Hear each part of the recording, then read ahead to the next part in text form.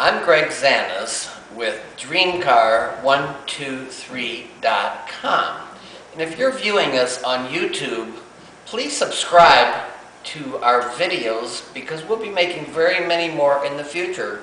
Today we're going to talk a little bit about how we're going to light the pyramid building and the wedges and reflect light from outside into the center of the building, and while it's passing, it will also light up every room in the building. Here is a model of a 33-story building that pretty much has 1,279 wedge-shaped units that I've shown you before. If you note in the drawing, we have several layers of glass on the outside of the building. What we're going to do there is we're going to make the light come in and stay in there using one-way reflective mirror glass. In doing so, we're going to move this light along the floor all the way to the very center of the atrium of the building. While it's doing that, it will also be coming in the floor and lighting up the unit individually. None of this light's going to actually go wasted. You'll be using the light and it'll transfer into the center of the building. If you notice here on the atrium floor of the building, we've installed a light. This light during the nighttime will reflect the light back up, back through the canal, back into your unit. The entire building and wedge project will not have any light bulbs other than what's in the atrium. This, of course, is the hallway, and I'm going to come over here and show you one of the interiors of the unit. Over here, we've looked at the B unit before. This is, of course, the outside of it, the shape of the state of Tennessee. We also like to call these millennial wedges. If you note, the inside of the B unit is covered with mylar silver foil. This is not actually tin foil, but plastic foil in order so you don't get a shock when you touch it.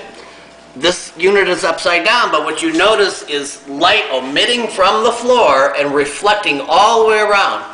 The light will continue through to the center of the atrium.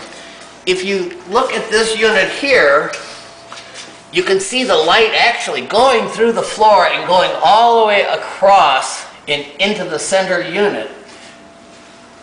Over here, we built a copy of the room. That what you would be in a room that's covered with plastic mylar silver foil paper. What it does is it takes all the light from these two 15-watt neons and completely lights the room. This is opposite of how it's going to work because right now the light's coming in through the ceiling and we don't have a plexiglass floor. But what you can see is on the walls here, we place crinkly foil because crinkly foil makes this reflect way better than perfectly smooth. If you notice on the floor, we have a smooth aluminum foil type of a texture. It's exactly the same thing. It's just that on the floors, we couldn't possibly make it crinkly. It wouldn't hold up. Also, you can notice that every single tiny corner of this entire room is totally lit, even though lighting isn't hitting it directly. What it's doing is it's hitting everything in the room and finding its way over to there. If you notice the painting called New Chicago that I've shown you a little bit before, right now what we have in here is a green light.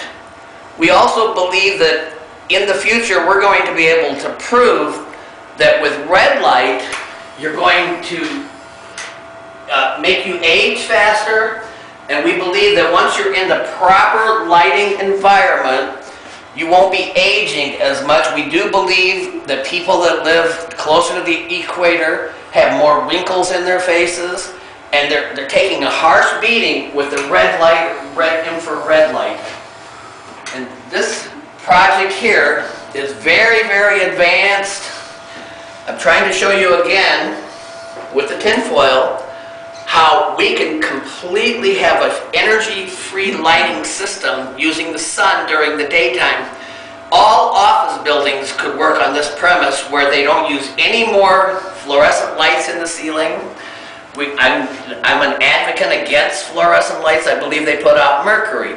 I'm also an advocate against the new style of screw-in light bulbs that are coil style that also, when they're broken, mercury goes into the entire room and you have to evacuate the room. These inventions that we're just so in a big hurry to grab and say, oh, they're going to save us energy. This invention here out-parallels that invention by 10,000 to 1. We don't use light bulbs. You won't be changing light bulbs. The future is now.